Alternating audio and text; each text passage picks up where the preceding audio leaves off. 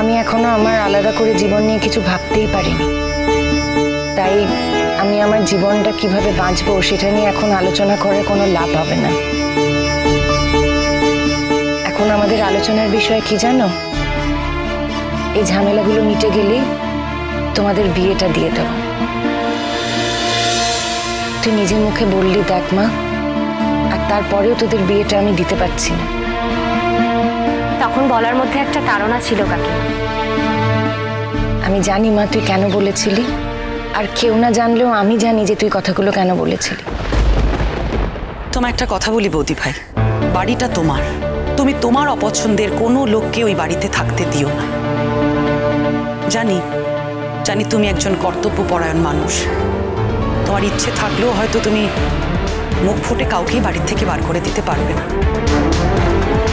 কিন্তু তবু তোমার নিজের জীবনের শান্তির জন্য এখন এটুকু জরুরি, এটা একটু বোঝো। প্রথম কথায় বাড়িটাই তো আমার নয় দিদি ভাই, বাড়িটার আমাকে একজন দান করেছে, সেই সূত্রে বাড়িটা আমি পেয়েছি। তাই কোনোদিনও আমার মনে হয় না যে এই বাড়িটার আমি ওনার। আর যদি ধরেও নেই যে বাড়িটা আমার, একটা কথা আমি তোমাকে বলে দিই, তোমার মাকে কিন্তু আমিও মা বলে ডেকেছি দিদি ভাই, তাকে আমি এই বাড়ির থেকে বের করে দিতে পারবো না। তবে হ্যাঁ, তোমার দাদার ব্যাপারে আমি কোনো অ্যাসিওরেন্স দিতে পারবো না। ডিভোর্সটা হয়ে যাক, তারপরে তোমার দাদা ভাইকে আমি এই বাড়ির থেকে নিশ্চিতভাবে বের করে দেবো। আর যদি সেই বাড়ির থেকে বিদায় না হয় তাহলে আমি এই বাড়ি ছেড়ে চলে যাব। মাঝে মাঝে কিছু হবে না, তুমি নিশ্চিত থেকো। আচ্ছা ঠিক আছে ঠিক আছে, এখন এসব কথা বলার কোনো দরকার আছে? বলছি যে সেই সকাল থেকে বসে আছি তো, একটু চা পান করলে হতো না? হ্যাঁ, কাছাকাছি কোনো কফি শপে তো গেলেই হয়।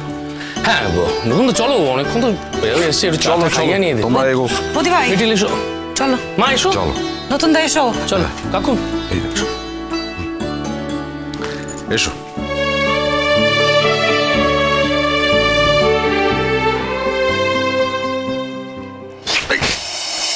আরে দেখে চলবে তো, কতবার বলেছি।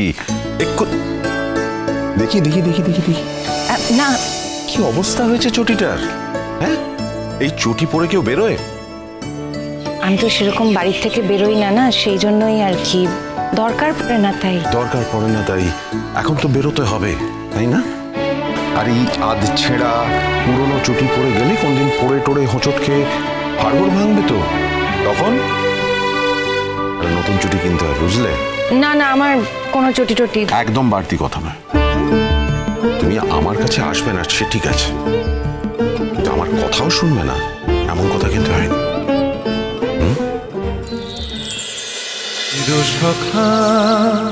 চিরসখা সোম থেকে রবি প্রতিদিন রাত ৯টায় স্টার জলসায় ও জিও হটস্টারে।